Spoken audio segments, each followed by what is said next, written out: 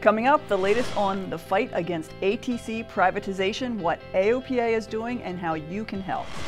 The story of a young woman who is changing the way airplane parts are sold, plus a big win at the Red Bull Air Race. And we take you to an aircraft museum that's a perfect fly-in destination. AOPA Live this week begins in just a moment. Build and flying with the Sonex Aircraft B models. The B models offer more room and comfort, more fuel, more panel space, more engine choices, and the same great Sonex Aircraft flight characteristics. Learn more at sonexaircraft.com.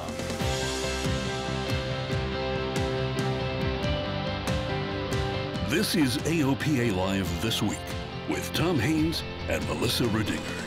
The battle against air traffic control privatization is heating up, and you need to act now. Congress is back in Washington next week, and the pressure is on to move the FAA reauthorization bill and give ATC to a private corporation. Well, that's what the airlines and the administration really want. But is there really a problem that can only be fixed by giving all of that equipment that you and I paid for to a private company? But there is nothing broken. In my view, and I think the view of all the aviators I run into around all 50 United States, we have a good system. It works pretty darn well. The delays that the airlines are talking about are kind of about 5 or 6 airports in the Northeast that cause all the problems in this country, call it 70%. That's where the problems are. We don't have a problem from general aviation's perspective. But the airlines aren't happy. They think they could do a better job. And they've convinced the president and some folks in Congress that their way of running things would be better. Why do the airlines allow a system that you know is bad? Why do they allow the government to put in the wrong system? Well, we're not in control. And I think that that's one of the things that we see as a path to having success. We want to get the government out of managing the air traffic control system. On Thursday, the president released this statement honoring the FAA's air traffic controllers, and of course we couldn't agree more with that. But he also called again for ATC privatization, saying that the airline way of managing things would result in fewer flight delays and more direct flights. But let's call this what it really is. The airlines want this grab of power and that way of controlling our airspace. It's the only reason why they're asking for this. It's only the airlines that are supporting this change. So please tell your representatives in Congress what you think about ATC privatization now, before they have a chance to vote on it. Now you can find out more on our website, including a special form that will let you email or tweet your representative directly. Please do it today. We've talked before about the Marine Corps plans to set up temporary special use airspace, including restricted areas around 29 Palms, California. The military exercises will take place in August, and the FAA just published the final rule. AOPA has long opposed the use of temporary special use airspace because it's uncharted and it creates a potential flight hazard for pilots. Also, the airspace won't show up on EFBs or other avionics, and the wording in the NOTAMs make it easy for pilots to miss the airspace. So if you're flying in Southern California this August, check your NOTAMs carefully, and you will be able to view a graphical depiction of the restricted areas and other special use airspace on the FAA's Special Use Airspace website. Well, if you're watching us, odds are this message really isn't for you, but please help us get the word out. Firefighters across the West are having a problem with drones.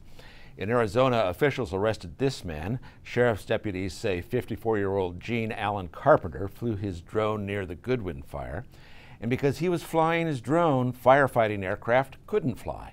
That put firefighters and others at risk, but hey, he got these great pictures he posted on his website. But that's how investigators found him.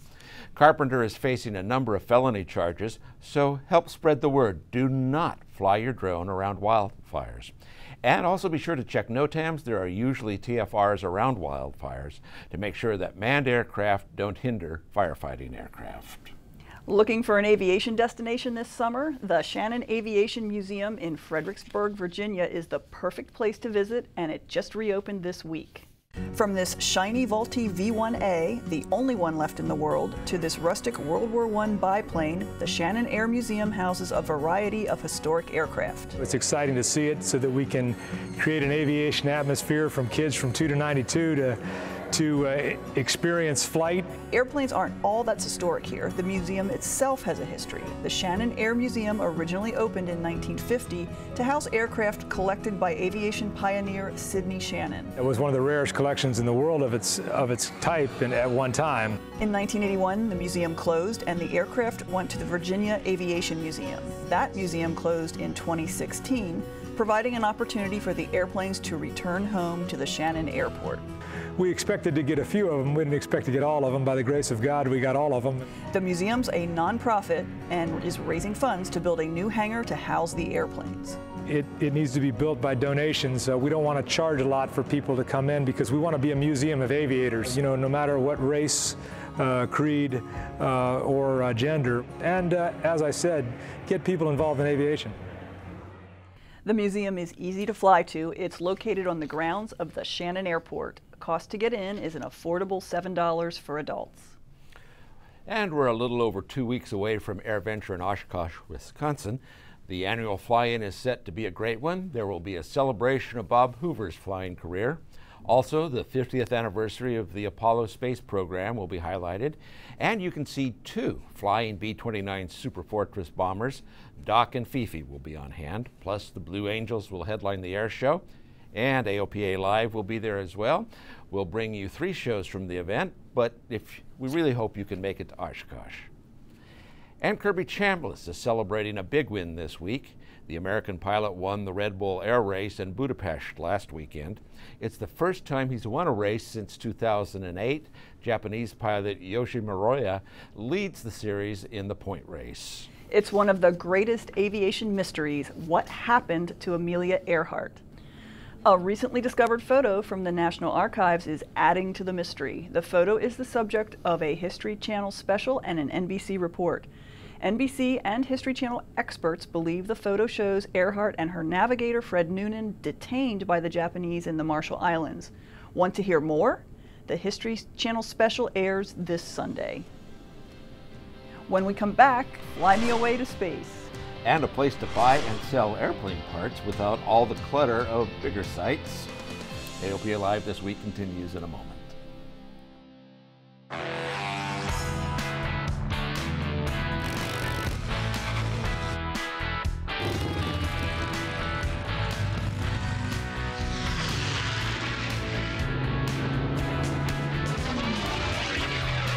Brightline, instruments for professionals. Well, welcome back.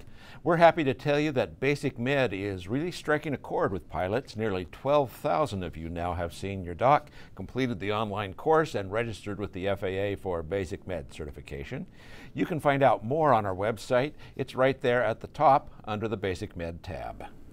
But many pilots still want or need to obtain a traditional third, second, or first class medical certificate. For them, our Dr. Jonathan Sakier has some tips on how to avoid having the FAA deny medical certification. Preemptive interventions are far less likely to interfere with your flying than waiting for disease to declare itself. Prior to your visit, have an eye exam. Check your hearing with an online test, and while Googling, buy some urine dipsticks to ensure there is no mischief lurking in kidneys, ureter, bladder, or elsewhere. You can view Dr. Jonathan Sakier's full report on AOPAlive.org. A nonstop ticket to space? Well, that could be a reality as soon as next year. That's what Richard Branson of Virgin Galactic told Bloomberg this week. Branson said the company will extend tests into space later this year, positioning them for full commercial operations by the end of 2018.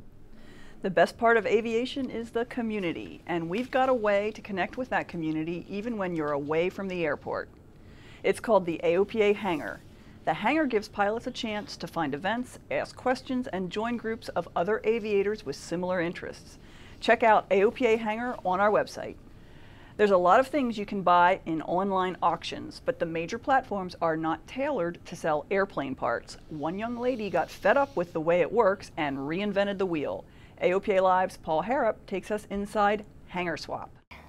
We always say when you hear banjos playing, you're getting close. In the swamps of Central Florida, Out here in the middle of nowhere, you'll find the land of misfit airplanes. It's Something I kind of marvel at every day. Cessna, Piper, Beechcraft. And among them, their airplane salvage queen. Rachel is kind of zany and she's always full of energy. Rachel Payne got an early start into the business of aviation. So I started selling airplane parts on the internet when I was 15. She started Fast Aviation with $150 and a dream. And we specialize in vintage aircraft and going out and saving airplanes and repurposing airplanes into the world so that no airplanes left behind. In that process, she became fed up with the mainstream auction sites. So out of the queendom of parts came a new empire. Hangar Swap is a website for people to buy and sell airplane parts on. Hangar Swap is connecting buyers and sellers in ways that other sites can't. It is like eBay and Amazon and Barnstormers and everything that you see out there all in one. You can list services and opportunities. The seller can list their entire inventory in the back end. It is open communication. You can pick up the phone and you can ask someone, is this part good for my airplane? Is this serviceable? Is this overhauled? How much is this going to cost? And it's all born in a swamp where airplanes go to start new lives. And we keep listing parts out there and getting everyone together so we can keep aviation more affordable. Near Sanford, Florida, Paul Harrop, AOPA Live. It's great to see women business leaders in aviation. Rachel is a pilot and went to school for air traffic control. You can find out more about the company on the Hangar Swap website. Well, and speaking of things to buy, you want to buy a blimp? You may remember the MZ-3A airship, otherwise known as the Navy blimp. We did a story on it a while back when it was based here at Frederick. Well, apparently the government no longer needs this non-rigid behemoth. It is up for GSA auction, and as we record this, the opening bid is set at 50 grand. No bidders yet, but hey, it comes with 2 low-time IO360s and a high-time envelope. Now the winner has to get it from Lakehurst, New Jersey, and then find some place to put it. So hey, Melissa, you're a commercial balloon pilot. You want to pick up a blimp? I think I'll pass on the blimp. I don't know where the heck you'd keep it. But it looks like something that would be fun to fly if you had some extra space. Well, I mean, we have a space here at Frederick where they've moored a lot of blimps here. That's true. Maybe I'll have to reconsider. Well, that's going to do it for us this week. Join us next Thursday for another AOPA Live This Week. And thanks for watching.